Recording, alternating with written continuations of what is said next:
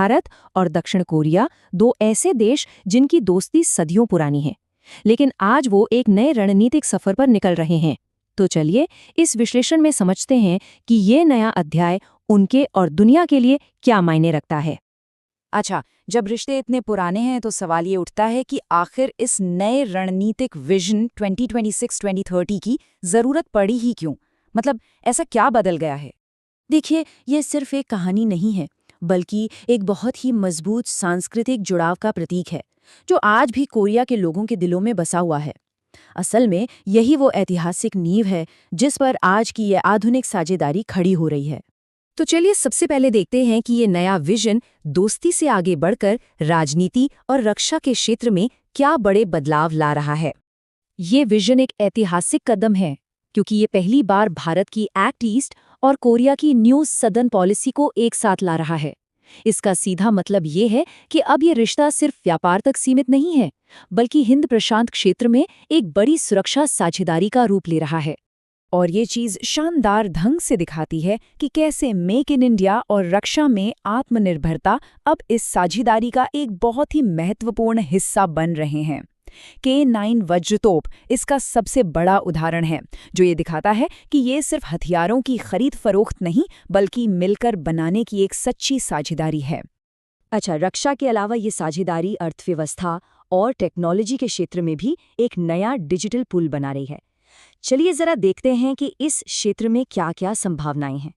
2024 में दोनों देशों के बीच का जो द्विपक्षीय व्यापार है, वो 25.1 बिलियन अमेरिकी डॉलर तक पहुंच गया।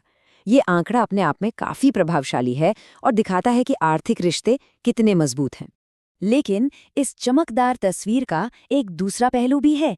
व्यापार का जो झुकाव है वो काफी हद तक कोरिया के पक्ष में है, जो भारत के लिए एक बड़ी चुनौती है। और अब इसी अंतर को कम करने के लिए नए समाधान ढूंढे जा रहे हैं।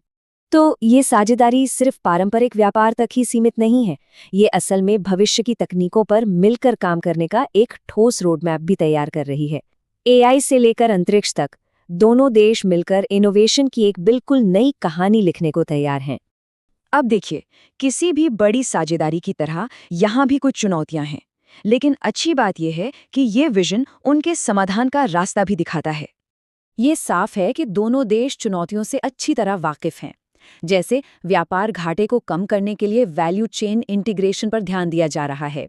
इसका मतलब है कि भारतीय कंपनियां सिर्फ खरीदार नहीं, बल्कि कोरियाई उत्पादों की सप्लाई चेन का हिस्सा बने। साथ ही CEPA यानी आर्थिक साझेदारी समझौते में तेजी लाने की भी जरूरत है। और जहां तक चीन जैसे बाहरी कारकों का सवाल है, दोनों देश समुद्री सुरक्षा जैसे मुद्दों पर मिलकर काम करने की रणनीति बना रहे हैं। तो इन सब बातों का आखिर मतलब क्या है? क्या ये साझेदारी वाकई में कुछ बड़ा हासिल कर पाएगी? संक्षेप में कहें तो ये सिर्फ एक और व्यापार समझौता नहीं है। ये हिंद प्रशांत क्षेत्र में एक नए रणनीतिक समीकरण की शुरुआत है, जहां दो बड़ी लोकतांत्रिक अर्थव्यवस्थाएं मिलकर सुरक्षा और समृद्धि के लिए काम कर रही हैं। तो क्या ये साझेदारी हिंद प्रशांत की भू राजनीति को बदल देगी? इसका जवाब तो खैर भविष्य ही देगा, लेकिन एक बात तो साफ है, भारत और दक्षिण कोरिया मिलकर एक ऐसी कहानी लिख रहे हैं जिस पर यकीनन पूरी दुनिया की नज़र होगी। और ये सिर्फ दो देशों का नहीं, बल्कि पूरे क्षेत्र के भविष्य का सवाल है।